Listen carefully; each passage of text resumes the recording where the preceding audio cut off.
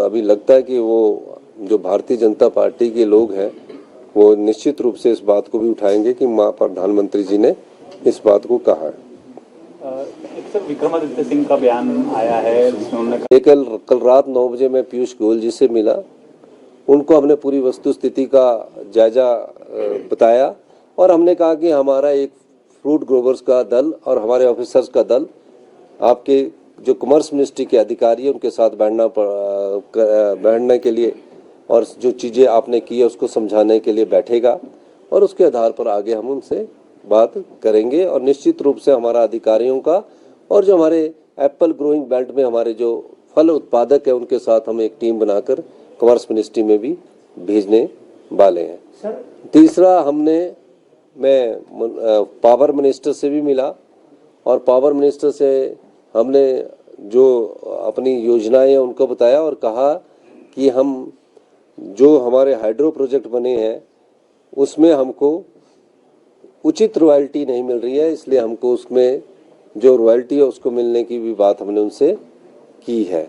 और उसके बाद मैं सभी स्वास्थ्य नड्डा साहब से भी मिला, नड्डा साहब से भी मेरी बातचीत हुई है और नड्डा साहब से भी हमने बोला कि हम लोगों को हिमाचल के हित के लिए आप कहीं भी बोलेंगे हम उसके लिए चलने के लिए तैयार हैं। सर 1500 करोड़ रुपए तो मैंने दे दिया है स्टेटमेंट और उंगली उठा रही है तो भाजपा तो स्टेटमेंट दे दिया। आप बताओ स्टेटमेंट दे सर, आप दिया। राष्ट्रीय अध्यक्ष से भी मिले मल्लिकार्जुन खड़गे जी से, क्या कोई कैबिनेट को लेकर चर्चा हुई है? Cabinet reshuffle? बिल्कुल, अभी आने वाले समय में कैबिनेट भी रीशफल की जाएगी और निश्चित रूप से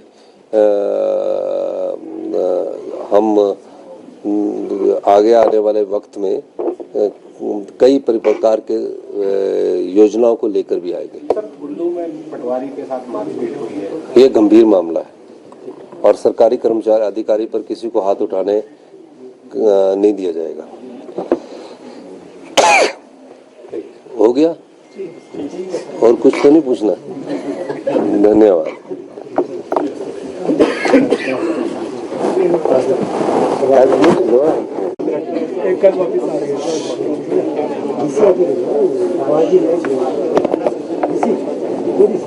हिमाचल प्रदेश सरकार ने आप बोलूं मैं? हिमाचल प्रदेश की सरकार ने 3 साल पहले उन बच्चों के लिए एक कानून बनाया जो बच्चे अपनी माता को खो चुके थे, अपने पिता को खो चुके थे और इस कानून को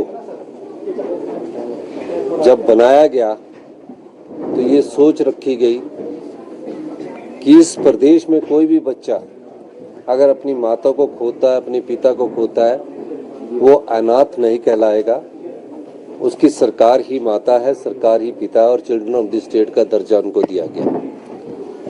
महज दर्जा देना उद्देश्य नहीं था, लक्ष्य ये था कि जिस प्रकार हम अपने परिवार के बच्चों को पालते हैं उस प्रकार का पालन पोषण राज्य सरकार करेगी और इस प्रकार के पालन पोषण के लिए इन्हें जो स्कूली शिक्षा उसमें भी महत्वपूर्ण योगदान और अच्छे स्कूलों में पढ़ने की दिशा में आगे बढ़ाया जाएगा और जिस प्रकार हम अपने परिवार को शैक्षणिक भ्रमण के लिए या घूमने के लिए अपने बच्चों के साथ जाते हैं वो सुविधा भी इन बच्चों को प्रदान की जाएगी।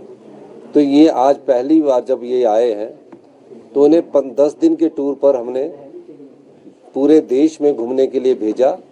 इन्हें वोल्वो का अनुभव करवाया गया, इन्हें वंदे भारत का अनुभव करवाया गया, ताजमहल दिखवाया गया, रोज गार्डन दिखवाया गया, फिर इन्हें बाई एयर की सुविधा से गोवा भेजा गया। 4 दिन ये गोवा में रहे और अब गोवा में घूमने के बाद ये हम मुझसे मिलने के लिए आए हैं और मुझे बड़ी खुशी है कि जिस योजना का और जिस लक्ष्य की पूर्ति के लिए हमने ये कानून बनाया था वो सार्थक सिद्ध हो रहा है। बच्चे हैं हमारी संपदा का एक भाग, इनको भी मिलना चाहिए। प्रदेश की संपदा पिछले 40 सालों से कुछ वर्गों के हाथ में थी। हमने हमेशा कहा कि जो प्रदेश की संपदा है उसमें 75 लाख जनता का अधिकार है, गांव में रहने वाले किसान का अधिकार है, आम परिवार के लोगों का अधिकार है, और जो बच्चे अपनी माता पिता को खो चुके उनका अधिकार है, जो विधवाओं के बच्चे हैं उसकी पढ़ाई का भी पूरा खर्चा हिमाचल प्रदेश की सरकार दे रही है। तो ये सब योजनाएं जो है ये प्रदेश की इस संपदा से बनाई जा रही है।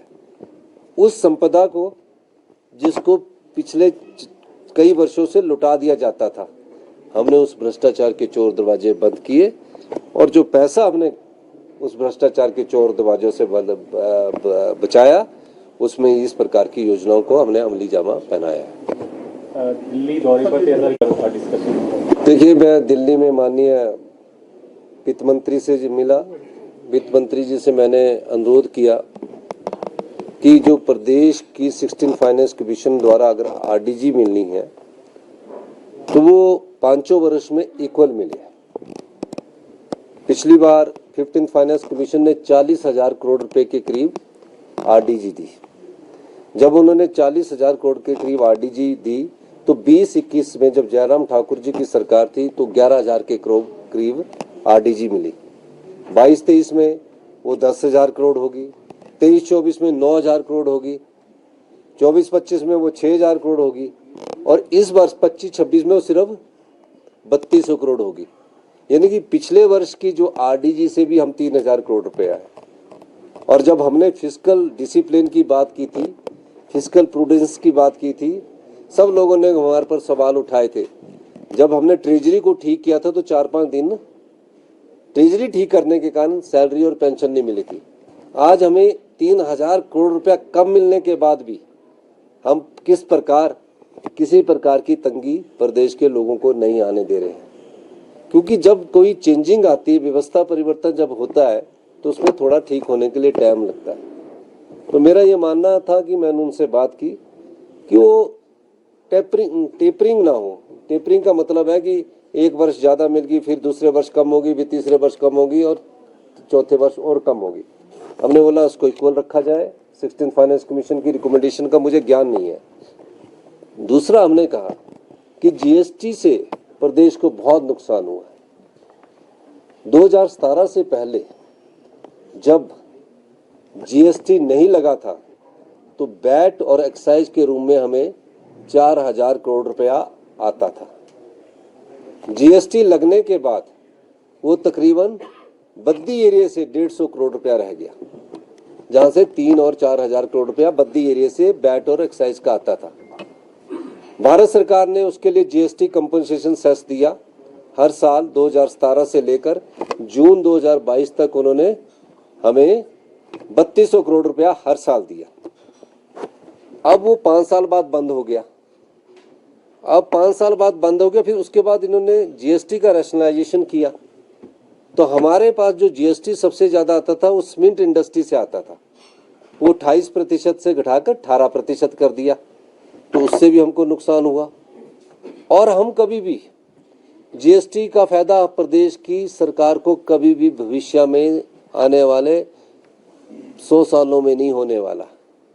ना हिमाचल प्रदेश को होने वाला है, ना ही नॉर्थ ईस्ट स्टेटों को होने वाला है, क्योंकि जीएसटी जो है वो कंज्यूमर बेस्ड है।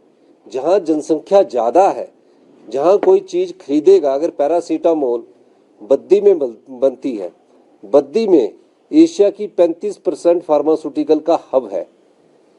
जब जीएसटी नहीं था तो 3 से 4,000 करोड़ आता था, लेकिन जीएसटी लगने के बाद हम प्रोडक्शन स्टेट हो गया है, हम प्रोड्यूसर स्टेट हो गया है। पर जीएसटी लग कर रहा है, प्रोड्यूस तो हम कर रहे हैं। अगर पैरासीटामोल अगर वो वेस्ट बंगाल, महाराष्ट्र, यूपी में खरीदी जाती है, लोगों द्वारा खरीदी जाती है, तो जीएसटी तो वहाँ लगा। हिमाचल प्रदेश में जो जीएसटी उस समय लगेगा उस जितनी हमारी पॉपुलेशन खरीदेगी, तो हम कभी भी जीएसटी का हमको फायदा नहीं होगा। और नॉर्थ ईस्ट स्टेट्स, हमने बोला हिल स्टेट्स के लिए अक्रॉस द कंट्री आपको ऐसी योजनाएं बनानी पड़ेगी जिससे वो स्टेट भी सस्टेन करें। इस मुद्दे को हमने उठाया। तीसरी आपने बात कही कि जो डिजास्टर के पैरामीटर्स हैं, जो DRI है, डिजास्टर रिस्क इंडेक्शन है, नहीं, इंडेक्स है, डिजास्टर रिस्क इंडेक्स जो है DRI, उसको परिवर्तन करने की बात है।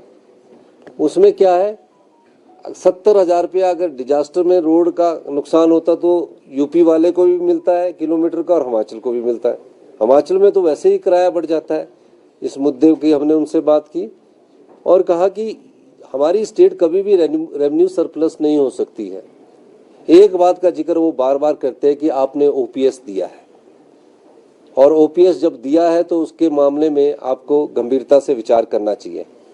आपको OPS के कारण 1600 करोड़ रुपए की एडिशनल बोरिंग बंद हुई है, आपको UPS की तरफ भी विचार करना चाहिए।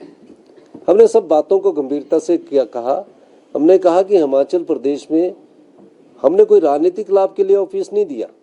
राजनीतिक लाभ के लिए देना होता तो मैं 2027 में विधानसभा के चुनाव होते तब देता, लेकिन मैंने ये कहा कि उसके कारण हमारी एडिशनल बोरिंग जो है 1600 करोड़ रुपए की बंद कर दी गई, वो जो NPS के कारण हमको मिलती थी उसको बहाल कर दिया जाए।